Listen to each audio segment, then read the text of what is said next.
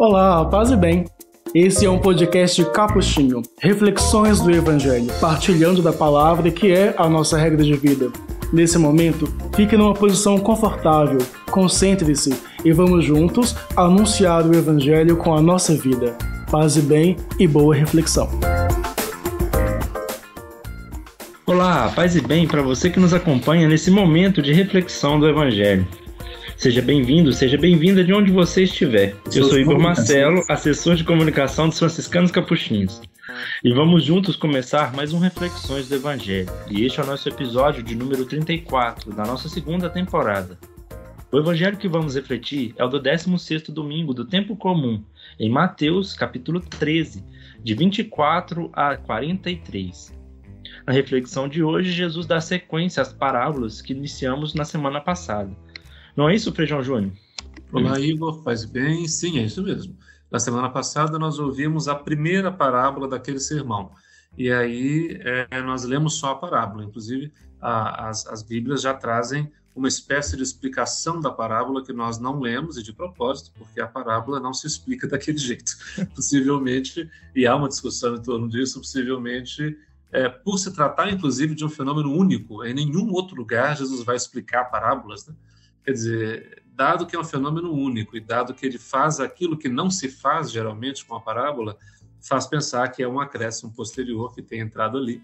Mas, enfim, faz parte do texto canônico, tanto de Marcos quanto de Mateus, mas nós não fizemos. Nós lemos só a versão breve do Evangelho. Aliás, como dizia um frade nosso quando leu aquele texto, que Jesus já fez a parábola e depois já explica, fala, bom, hoje ele já fez a homilia, então já não nos resta mais o que dizer. Então, por causa disso, para que nos restasse alguma coisa para dizer, nós fizemos a leitura sem ler a explicação. Essa aqui não vai ter... Deixa eu ver se tem, pera. Se tem a explicação. Tem. Aqui também tem a explicação termo a termo, que é aquilo que eu disse que não se faz com a parábola, né? Mas, bom, vamos ler do jeito que está aqui, uma vez que o texto da liturgia é o texto inteiro. Mas vamos lá. Jesus contou outra parábola à multidão. O reino dos céus, e é reino dos céus em Mateus, né? Não é reino de Deus, porque Mateus, como um bom rabino que é, não vai sair pronunciando o nome de Deus assim. Então é o reino dos céus. Esses céus no plural, em Mateus, sempre se refere àquilo que é de Deus. E tanto que é no plural, porque Deus é grande demais para caber no céu no singular. Então tem que ser vários céus para caber ele. Então os céus é no plural. O reino dos céus é como um homem que semeou boa semente no seu campo. Estamos de novo nesse ambiente agrícola, né? Semeou boa semente no seu campo. Enquanto todos dormiam, veio o seu inimigo e semeou joio no meio do trigo e foi embora. Para nós, de novo, para nós que somos demasiado urbanos, joio quer dizer quase nada. Muito pouco. O joio, ele é um cereal também, só que não serve para alimentação. Ele se parece com o trigo, nas folhas, na espiga, de fato tem muita parecência com o trigo, com uma diferença. O trigo, quando ele amadurece, ele fica dourado, né? Fica amarelinho. O joio não, o joio nunca amadurece, ele fica sempre verdinho. Então, quer dizer, enquanto eles estão verdes, você dificilmente consegue distinguir uma coisa da outra. Você precisa esperar que o trigo amadureça para que na maturidade os dois se distingam.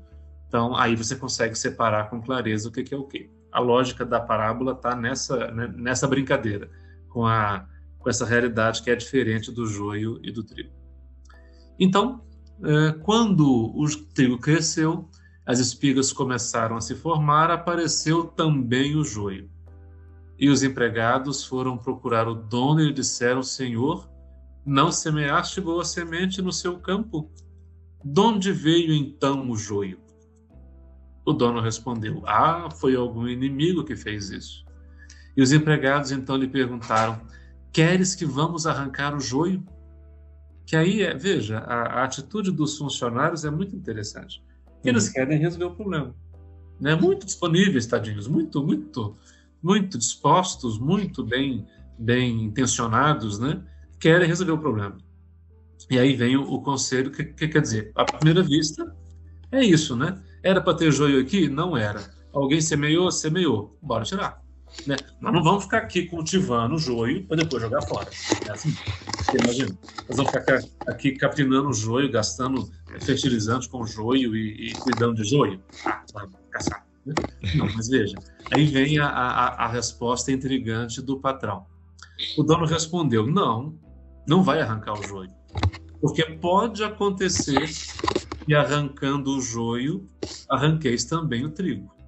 Deixai crescer um e outro até a colheita. Quer dizer, até a maturidade será preciso que eles cresçam juntos. E no tempo da colheita, direi aos que cortam trigo, arrancai primeiro o joio e amarrai-o em feixes para que seja queimado. Recolhei também o trigo no meu celeiro.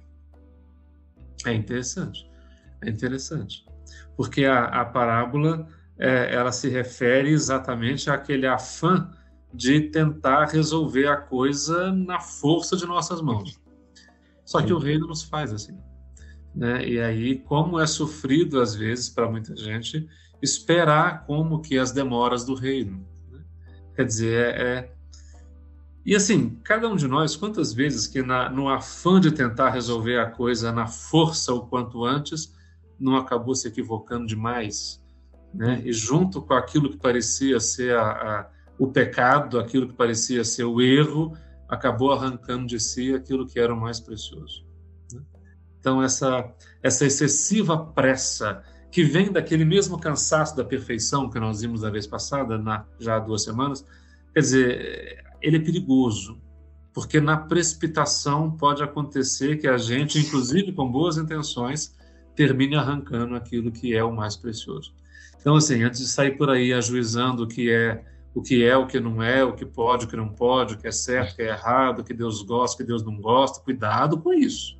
Cuidado com isso. Porque tem muita gente com a espada da doutrina na mão, achando que está cortando o joio e, na verdade, está queimando o trigo. E, no final das contas, pode se dar conta que o que sobrou para colher e comer foi joio, né? Então, é perigoso, é perigoso. O conselho da parábola é muito sábio. Espera. Se não entendeu bem ainda, espera. Se não tem uma palavra decisiva sobre isso, espera. Se não tem segurança para decidir, espera, né? Quer dizer, quanta coisa que no passado era problema, era equivocado, era pecado, e que hoje nós olhamos e dissemos, bom, é o ser humano no seu processo de amadurecimento, né? É a história no seu processo de desenvolvimento. Então, alto lá, para não cometer de novo o mesmo equívoco de, no afã de cortar o joio, achando que você vai resolver o problema, você vai estar, na verdade, e o reino se faz com essa paciência, de quem, inclusive, topa capinar o joio para não correr o risco de destruir o trigo, né? E Jesus contou-lhes outra parábola. Hoje nós temos um comboio de parábolas aqui, de parábolas agrícolas. O reino dos céus é como uma semente de mostarda. A mostarda aqui não é essa hortaliçazinha nossa, né? Ela é maiorzinha, dá uma arvorezinha mesmo, dá um arvoredo. E a semente dela se parece é um pozinho, assim, é muito pequenininha. De fato, é impressionante como que uma sementinha tão pequena dá uma árvore tão significativa. Embora seja uma hortaliça, né? Não pense numa aroeira, né? É um arvoredo, né? No Amazonas, eu quando lia, porque imagina, se joio já era problema, você imagina essa mostarda, né? Para explicar o que era. Para eles eu dizia, aqui não tem. Lá eles têm uma árvore grande, chama-se samaúma, ou samaumeira, né? Joga aí depois na internet que você vai ver samaumeira, o que é. É uma bitela de uma árvore. Você passando assim do rio, que você olha longe assim, você vê a floresta mais ou menos do mesmo tamanho, e de repente ela abre a copa por cima de todas as árvores. Então você vai ver na floresta, aí você vê de vez em quando a castanheira com a copinha para cima, redondinha, e a samaúma, aquela copona aberta em cima da floresta, né? E a semente dela é uma plumazinha. Parece essa de coisinha que você pega e sopra, assim. É uma peninha a semente. E de repente você olha aquilo e fala que não é possível, né? Que que esse bichinho desse tamanhozinho, tão delicado, carrega consigo a promessa de uma grandiosidade daquela. É mais ou menos essa a lógica. Por isso que eu brincava, gente, o reino é como uma semente de samoumeira. Você olha, não dá nada para ela. Ela é só bonitinha, mas não parece que carrega consigo a grandeza da promessa que ela traz dentro, né? Então, de volta à mostarda, como diferença. Aqui continua sendo uma hortaliça. O reino, ele cresce, mas ele não é um cedro. Ele é uma hortaliça. Ele continua carregando consigo a sua fragilidade, porque não é uma realidade ostensiva, é uma realidade da consciência. Então, ela é sensível, ela é delicada, ela é frágil, né? Então, é uma semente de mostarda que um homem pega e semeia no seu campo. Embora ela seja a menor de todas as sementes, quando cresce fica maior do que as outras plantas e torna-se uma árvore, de modo que os pássaros vêm e fazem ninhos em seus ramos. É pequeno, mas carrega consigo a promessa de grandeza, sem deixar de ser uma hortaliça. Na primeira leitura, deixa eu ver se é nesse dia mesmo. Não, tem um dos dias, um dos anos que esse texto vem acompanhado da leitura lá do cedro do profeta Jeremias, mas não é esse dia, não. E tem mais uma ainda. O reino dos céus agora já não é mais agrícola, é uma parábola doméstica, e contou-lhes ainda outra parábola.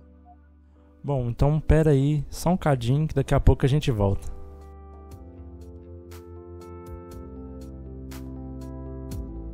Espaço Frater, um ambiente fraterno onde promovemos cultura e espiritualidade franciscana, seja de forma física ou virtual, nos cursos e eventos ou ainda nos produtos de nossa loja. Saiba mais em espacofrater.com.br.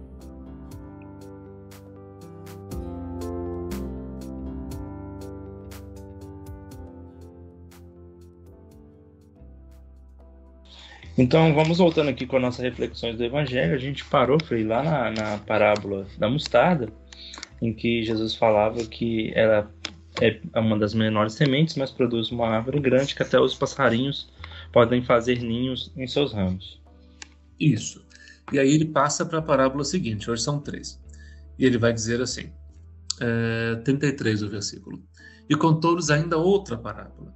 O reino dos céus é como fermento, e aí é estranhíssimo, porque o fermento é uma coisa impura por natureza. Não é coisa boa que se mistura. É porque fermento, pense aqui no fermento biológico, né? Não no fermento químico. O fermento biológico ele é meio podre por natureza, né? Ele carrega consigo certa podridão, e é nessa podridão que está a força dele, né? Para poder levedar, né? É na levedura que ele carrega que está a força para levedar a massa. Pois é, e aí Jesus compara o reino com o fermento, exatamente com o fermento. Quer dizer, é como o fermento que uma mulher, mistura com 3 porções de farinha. Rapaz, 3 porções de farinha é farinha para danar. Dá quase uns 60 quilos de farinha.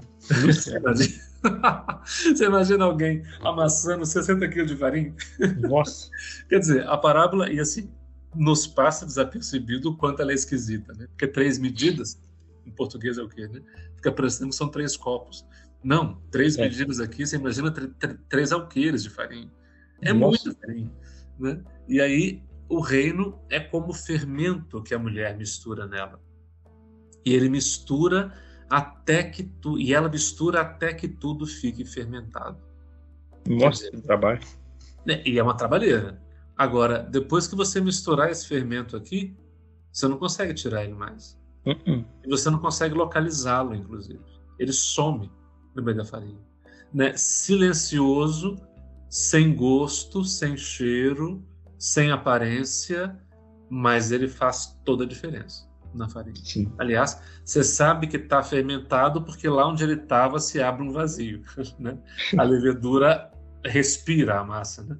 E aí, quer dizer, ali onde havia fermento já não há nada. Ele some, ele desaparece na farinha. Pois é, o reino é assim. O reino não é o tipo de realidade que se ostenta, que se impõe, ele é um tipo de realidade que se mistura. Silencioso e eficaz no meio da farinha.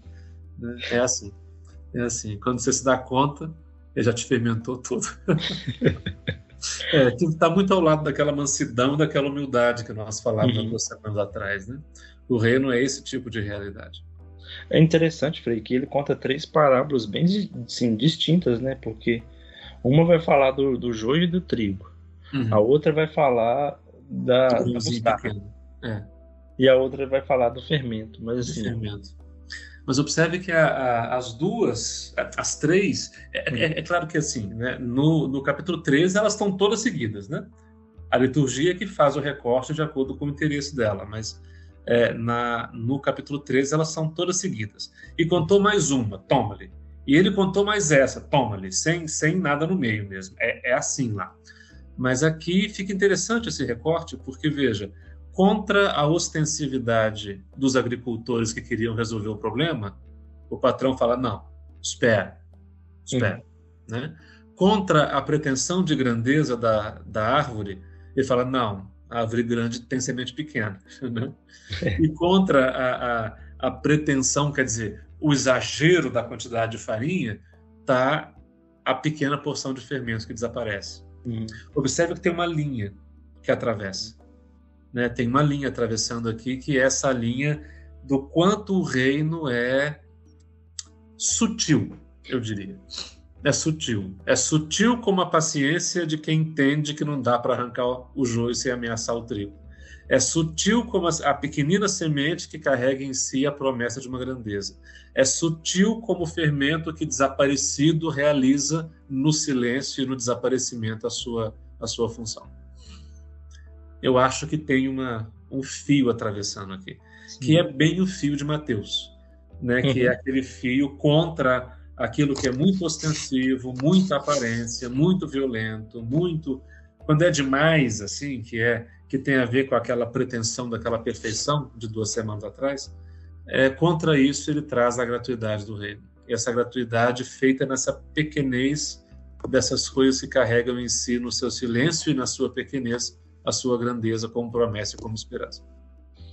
Fica parecendo que para Mateus o reino é um pouco contraditório também, né? Porque em comparação com a árvore grande, a semente é pequena. Exato. A porção grande de farinha, o fermento é pequeno. Para ter o trigo, você precisa cultivar o joio. Exatamente.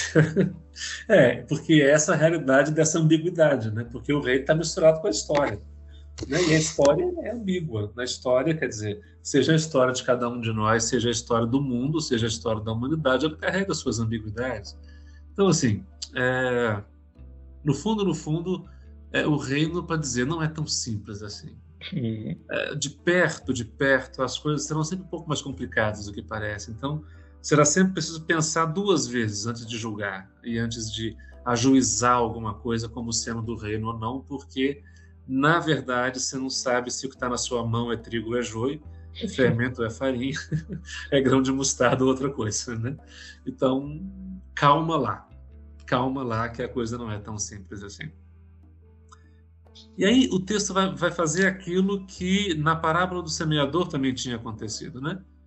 Então Jesus deixou as multidões e foi para casa. Seus discípulos aproximaram e lhe disseram: explica-nos a parábola do joio. Eles ficaram encasquetados com a parábola do joio.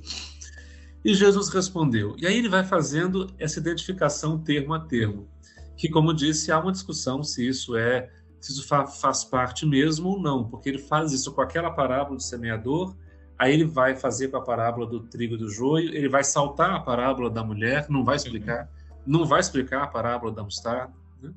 E ele vai fazendo uma identificação termo a termo, dizendo que quem semeia é o filho do homem, o campo é o mundo, a boa semente são os que pertencem ao reino, o joio pertence ao maligno, etc, etc, na explicação de parábola, mas para manter o gênero de parábola, e nós não vamos ler esse negócio. Quem for à missa vai escutar essa explicação lá, a homilia que Jesus faz para a parábola dele. Por hora aqui, vamos deixar a parábola aberta, sem fazer essa identificação termo a termo, só não deixe passar desapercebido que lá no versículo 43, lá no final, ele termina de novo apelando para o mandamento do Shema.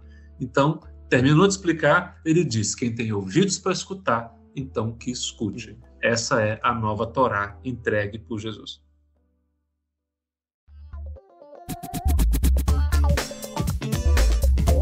Bom, então vamos encerrando aqui o nosso Reflexões do Evangelho, este podcast que busca nos aproximar ainda mais da Palavra de Deus. Então, que a gente possa entender essa contradição de Mateus e que a gente possa também entender essa ambiguidade que o reino nos apresenta na nossa vida.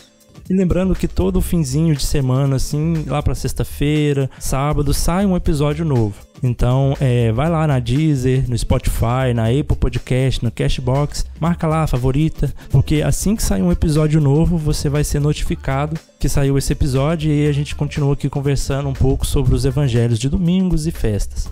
Bom, e também não esquece de seguir a gente lá nas redes sociais. Então, toda rede social que você for, Capuchinhos MG. Até semana que vem, paz e bem. Até semana que vem, juízo, paz e bem.